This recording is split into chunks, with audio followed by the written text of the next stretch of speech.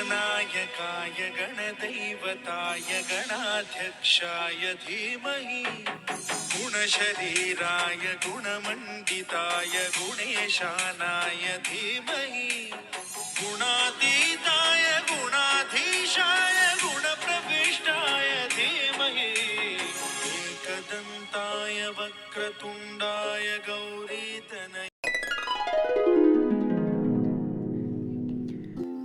गावाकडे निघालो आणि प्रवासाला एक वेगळीच चव लाभली. वाटेत आम्ही एका ठिकाणी थांबलो. ते होते माऊली वडेवाले यांचे प्रसिद्ध वडापाव. मोह आवरला नाही. सोबत त्यांच्या हाताची सुप्रसिद्ध भेळही घेतली.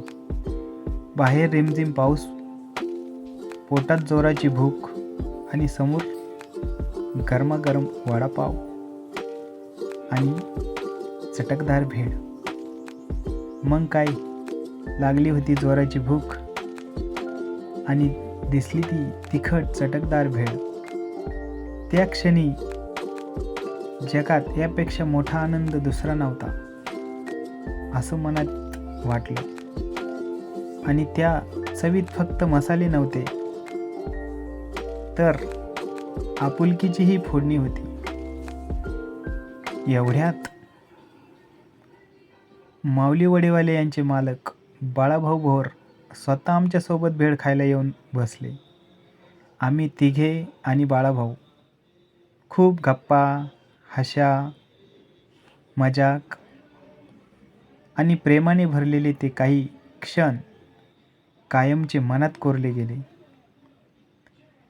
काही आठवणी महागड्या नसतात, त्या फक्त मनापासून जगलेल्या असतात. बाहेर पडलेला रिमझिम पाऊस आणि ती भेळीची चव अतृप्त करणारी होती. पावसाच्या साक्षीने खाल्लेला तो वडापाव, ती भेळ आणि बाळाभाऊसोबत घालवलेला तो क्षण आयुष्यभर आम्ही कधीच विसरणार नाहीत. त्या भेळीची चव फक्त पदार्थाचीच नसते तर ती माणुसकीची असते. रिमझिम पावसाच्या त्या सरी, आठवण बसल्या गोडच खरी. गरमागरम वडापावचा सुगंध दरवळला. भेळीच्या प्रत्येक घासात प्रेमच दडलेलं सापडलं. मिसळीचा तिखटपणा ओठावर हसू फुलवत गेला आणि माणुसकीचा गोडवा मनात कायमचा घर करून राहिला. माऊली वडेवाले नाव फक्त हॉटेलचं नाही, ते प्रेमाने वाढलेल्या प्रत्येक घासाचं घर आहे. मित्रांनो, वेळ काढा आणि एकदा तरी नक्की या. कवठे यमाई, अष्टविनायक रोड, रांजणगाव नारायणगाव मार्गावर या चवीचा आणि माणुसकीचा अनुभव घ्या.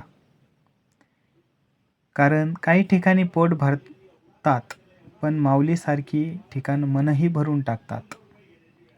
मग आम्ही तेथून निघालो आणि आम्हाला दिंडीची तयारी करायची होती. आम्ही आमच्या शेतात गेलो आणि शेतातील काही क्षण तुम्हाला आता मी दाखवणार आहे. रस्त्याने चालताना काही मुलं पावसातली खेळ खेळत होते आणि पाऊस पडलेली ही रस्त्यावरची पाणी आम्ही डोळ्याने बघत होतो. रस्त्याने काही आम्हाला छान बंगलेही दिसले. नारळाची झाडं, ती सुंदर सुंदर बंगले आम्ही बघत बघत बघत पुढे गेलो. आणि त्या क्षणी आमच्या एक मनात आलं,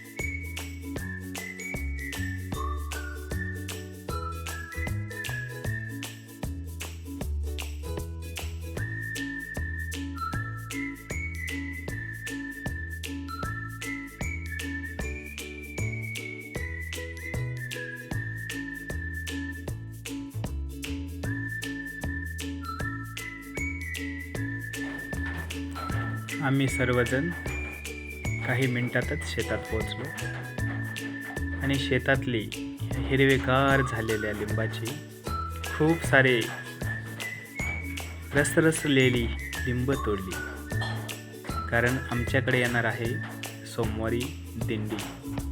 माऊलीच्या दिंडीचे आतुरता आम्हाला आणि या निसर्गरम्य शेतातील उत्साह खूपच भावत होता. आम्ही खूप सारी लिंब तोडली, काही नारळाची ओली नारळही घेतली आणि या सगळ्या क्षणात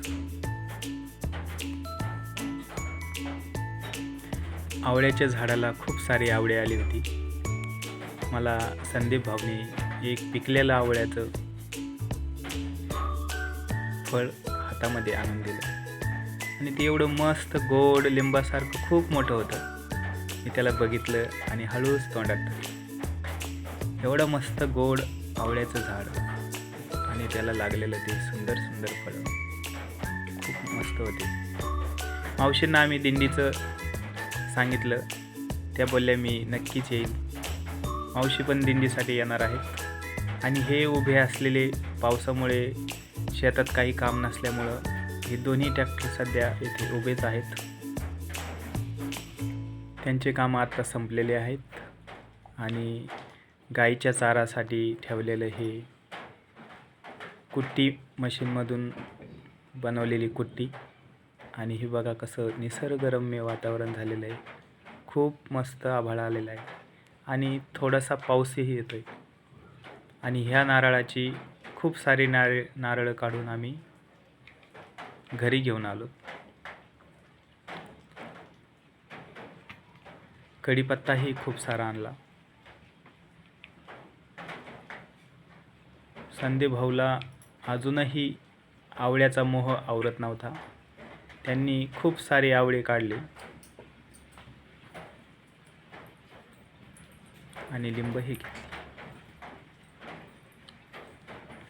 मग आमचा प्रवास चालू झाला परतीचा.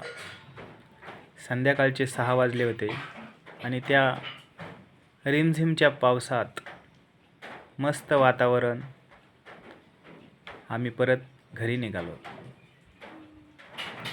तर मंडळी आणि मित्र परिवार, तुम्हाला हा व्हिडिओ कसा वाटला मला कमेंट करून सांगा आणि अशाच नवीन व्हिडिओसाठी माझ्या चॅनलला लाईक करा, सबस्क्राईब करा.